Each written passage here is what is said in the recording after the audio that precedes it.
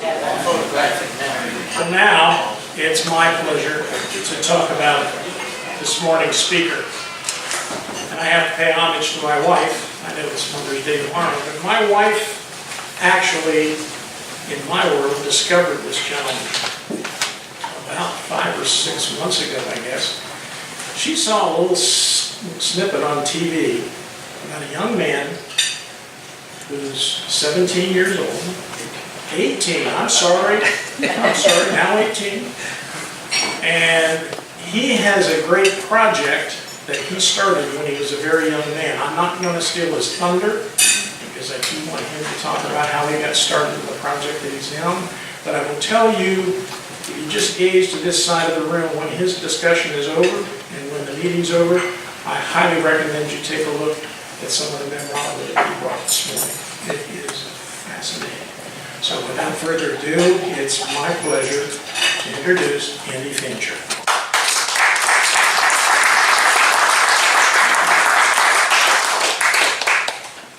Tom, thank you for that wonderful introduction, and thank you, Sons of the American Revolution, for having me out here today.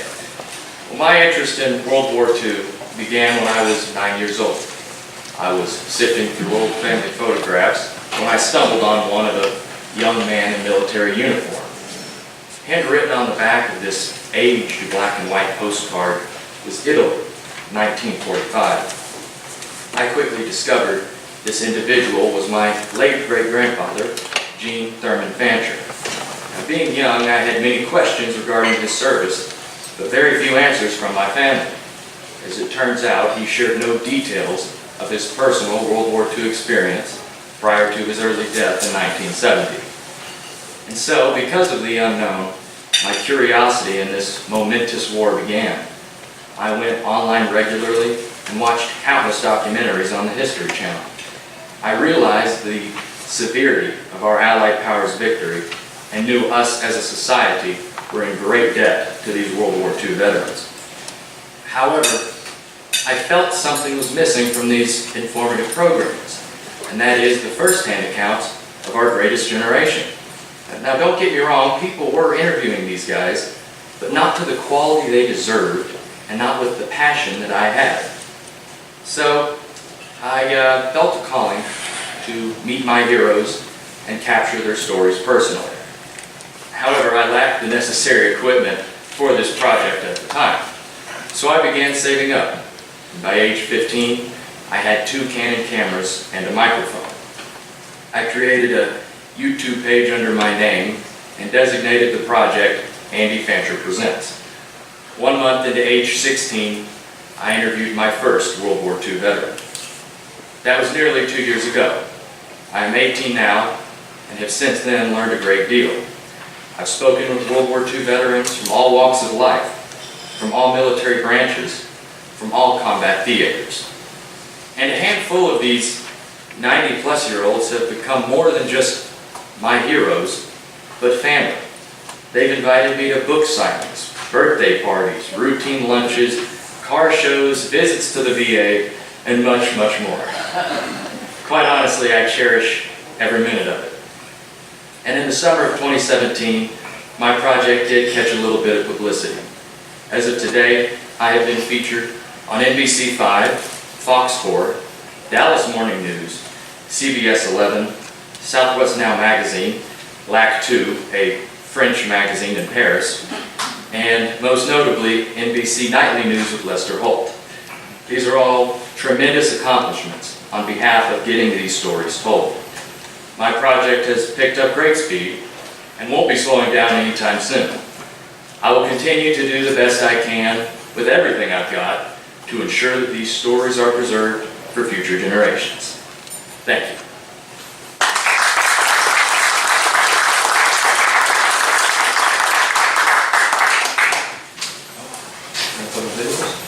Okay, I brought along 2 of my completed episodes from this web series, and if my computer will load, which I had it all up and running a minute ago, it's not playing now. It went to sleep. Did it? That's not good. It even had a full battery. Great.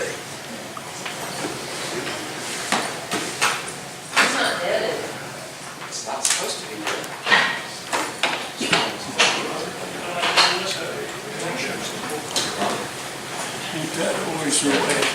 Yes. Technology jumps up with us. Yeah, really. It really does.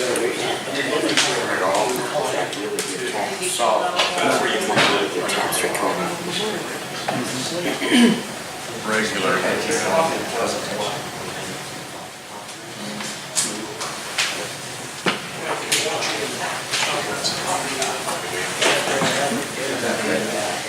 Okay, I'm sorry about that. Everything was running perfectly.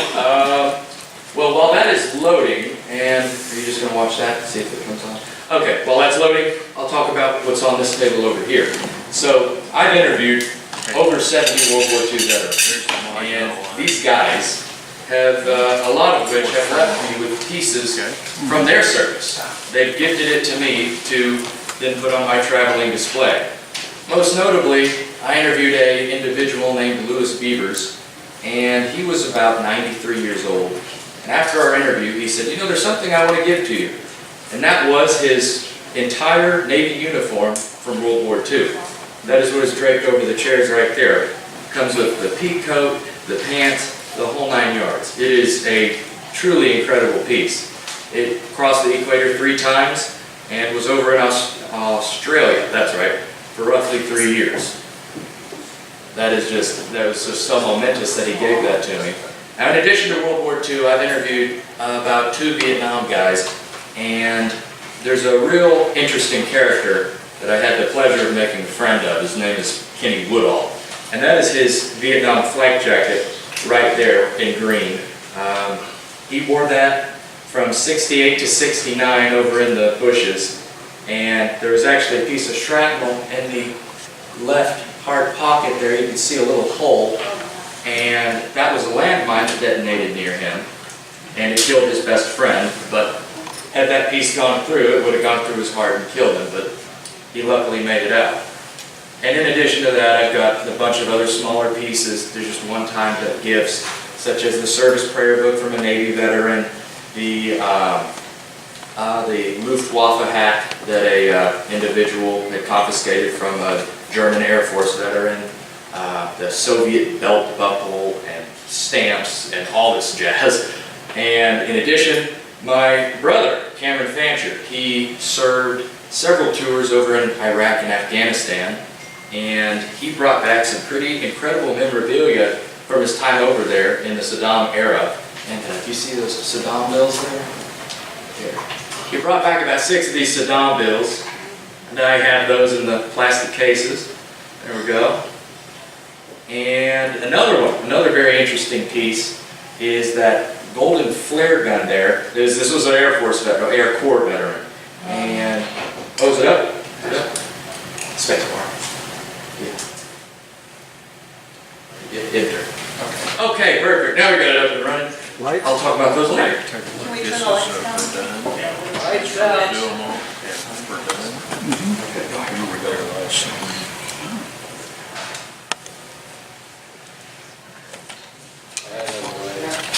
Again, very sorry about the delay. I'm very sorry. I had all this up and running prior to the start here. But this video is spotlighting a 91-year-old who had never shared his story on camera prior to meeting with me.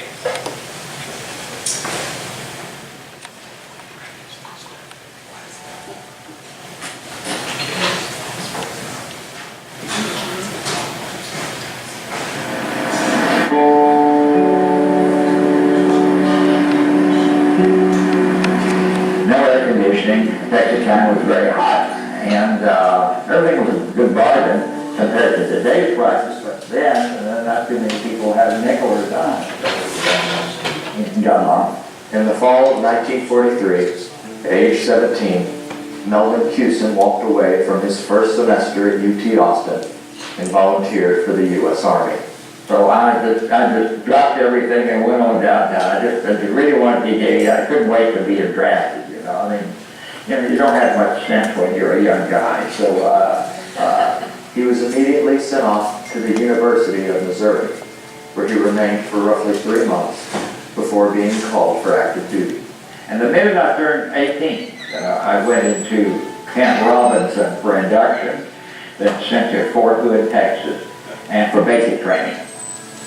And from there, I was sent to Camp Campbell, Kentucky, to join the 20th Armored Division. And I was in the 155th Armored Infantry Battalion, Company C. In February of 1945, the 20th Armored Division left America for war-torn Europe, an area where Mel would remain for the collapse of Nazi Germany, as well as several months after. We were a fresh new outfit, and our outfit had a bunch of real young guys in it like me, who were 18 years old. After a month's assembly, the 20th Armored left France, moved through Belgium, and arrived in Germany on April 10, 1945. Yeah, almost all of them were shambles. Break your heart if you go through there. You just wonder, my God, how can these people exist? But they did. During their push across Germany, the 20th Armored supported several engagements against the falling Reich, all of which resulted in American victory. While the German army was in retreat, they were really in full retreat, yet they always set up resistance. We were lucky we went through that pretty well.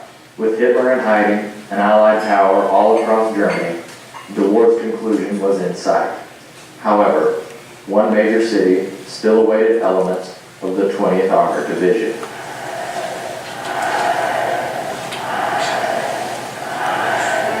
This was close to Munich. It was about 100 miles north of Munich. We ran into an ambush. It was the German SS officers' anti-tank school.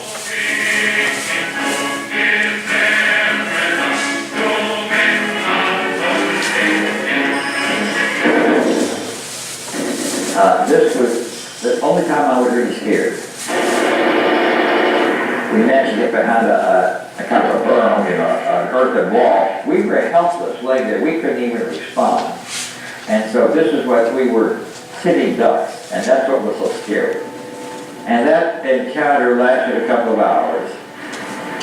And none of us thought we'd get out of there alive. And we were still a bunch of kids. You got to remember, we were. Put yourself really in that position. This is exactly how we were. After defeating over 700 SS troops in their failed ambush, the 20th Armored pushed on and assisted in the swift capture of Munich. Hours after its liberation, Adolf Hitler committed suicide. This is a solemn but glorious hour. General Eisenhower informs me that the forces of Germany have surrendered to the United Nations.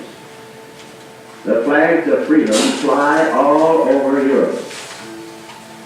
Now, I think I want to be remembered for my optimism. I've always believed that things happen for the good, and I always think that good things are going to be in the future.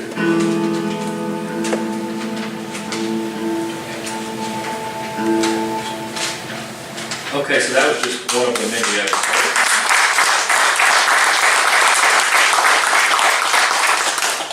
And Tom tells me we have time for one more, so I'm going to play a little 6-minute episode here on an individual that is very special to me. Prior to meeting me, he had never shared any detail of his World War II experience, not to his wife, not to his daughter. And you just see him open up here on camera. It's quite spectacular.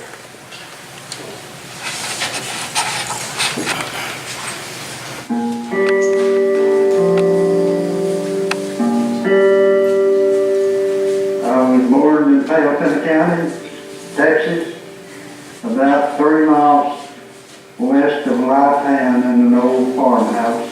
After volunteering for the military in late 1943, James Eugene Odom reported for active duty on January 2nd, 1944.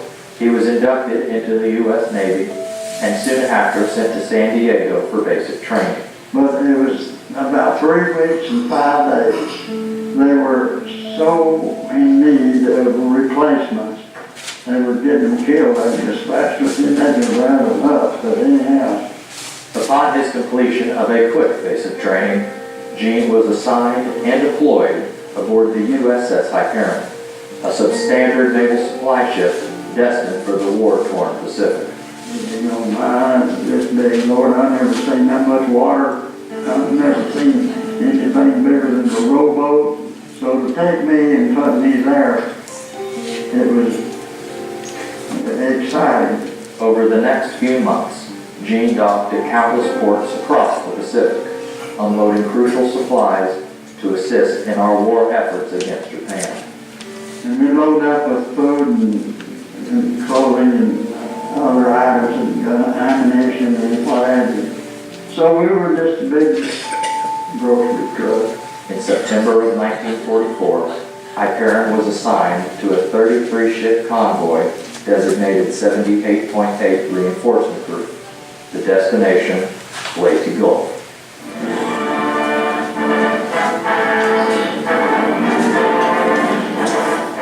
The mission was to invade and liberate the Philippines from Japanese occupation.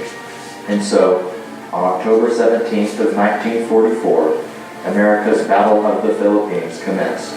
The campaign began with Leyte Gulf, in which 3,000 service members were killed in the first 12 days of fighting. That was the largest flotilla of ships that had ever happened anywhere on Earth at that time.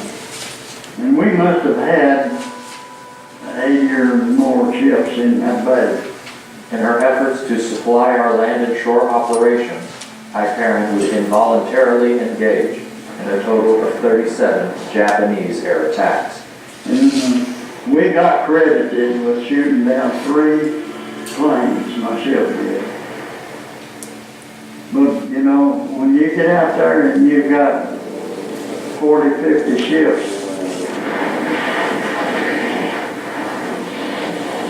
so I don't know how authentic that was, because we were not a fighting ship.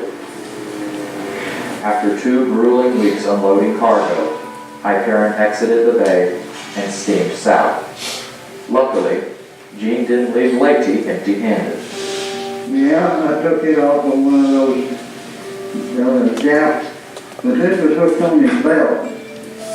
And I didn't think he needed it any longer. In late April of 1945, Hyperion loaded up 6,500 tons of Army engineering equipment and soon after steamed for Okinawa. It was a little different operation there. We didn't fire up even in Okinawa, our guns. So actually Okinawa was capable compared to Leyte. Leyte was the bad. It took 18 days to discharge her cargo, and after light bombardment by Japan, Hyperion was back at sea. As war drew to a close, Hyperion sailed for San Francisco on August 4th, 1945, ending 2 years of continuous service in the Pacific. In August of 2017, I was contacted by the Gary Sinise Foundation's Soaring Valor program. Soaring Valor serves to provide our World War II veterans with a trip to the National World War II Museum in New Orleans. And so, after several weeks of planning, an all-expense-paid trip was hosted for Gene Odom and I. We were accompanied by his wife and youngest daughter for 3 days in the Big Easy.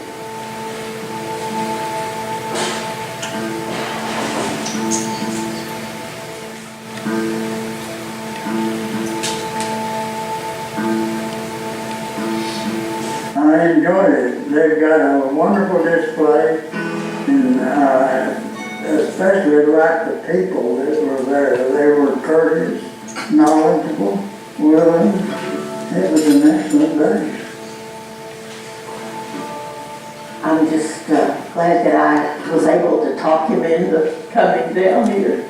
It's been very nice. I enjoyed all the exhibits today, and I was so glad that Gene has gotten to see this.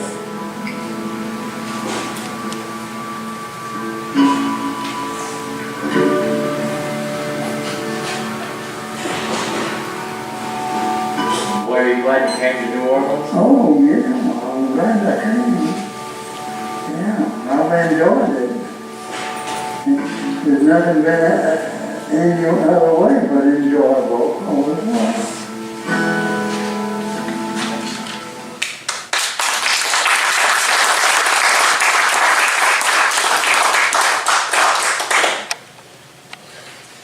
All right, so yeah, those were just two of the nearly 70 plus World War II veteran stories that I've had the honor of capturing.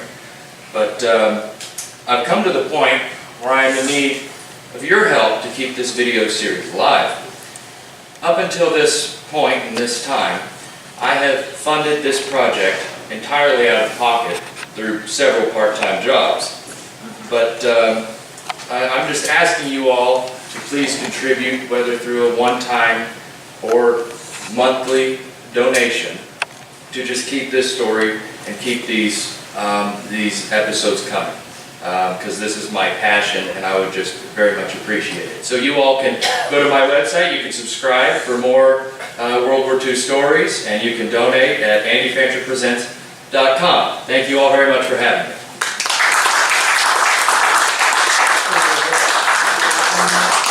First of all, Andy, thank you. That's amazing. I thought I knew something about World War II, but I guess I was wrong. And I was a history major, which is really good. Could you do one thing? Would you please introduce your guests? Do that. All right, so I brought with me my mother and father, Kelly and Robert Fancher.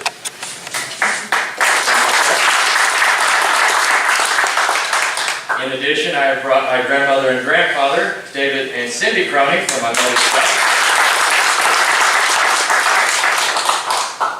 Now, it's wonderful they came to see son and grandson do this, but more importantly, in about 4.5 hours, this young man's going to graduate from high school.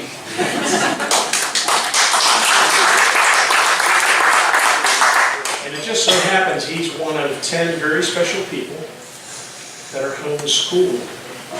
And these 10 people are going to graduate in 4.5 hours, and all these good people right here are going to be there to give him his diploma. I think that's fantastic. It is. She homeschooled. You were the homeschooler. Oh, Well, my. we. Together. It's a group effort. So we have the faculty as well as the family. That's right. And the principal. I bet that's true. Right. Right now, we have some things we'd like to, questions. Over here. Oh, we got a question. From what school are you graduating, Andy?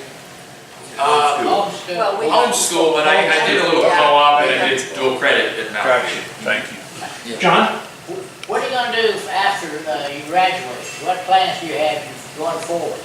So going forward, I'm going to keep interviewing these World War II vets. And in addition, I'm going to get my associate's degree from Mountain View and then go to broadcast journalism and major in that from UNT. You'd be good at that. Well, here's open. Would you join me, sir? Oh, we gotta take a picture. Oh, that's right. Okay. Can I take the picture for you? No, ma'am. Marshall, you're as close as anybody. Why don't you come up? Because you had a good conversation with this young man about World War II.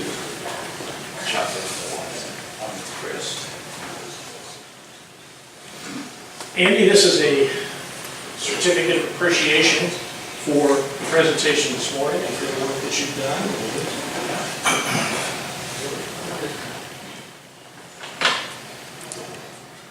One more. Sam, I'll get Marshall.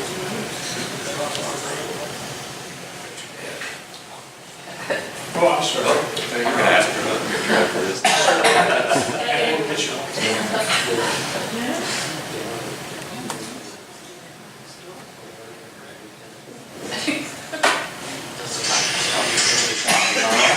Now, Gee. on the same thing, as a symbol of our liberty and our independence, we always give a Liberty Bell to our students. Cool. Get a picture?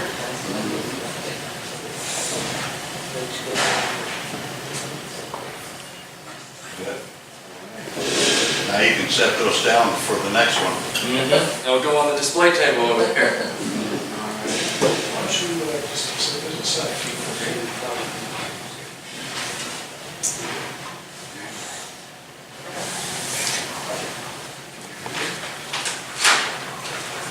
This one's from the chapter, Okay. and not just of appreciation for you being here, but appreciation for what you're going to do forward.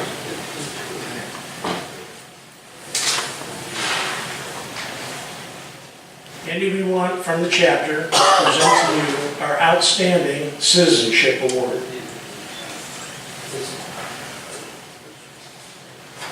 And there is a collar button for you to wear proudly from the Sons of the American Revolution. Wonderful. You can wear that on your lapel as you're interviewing them.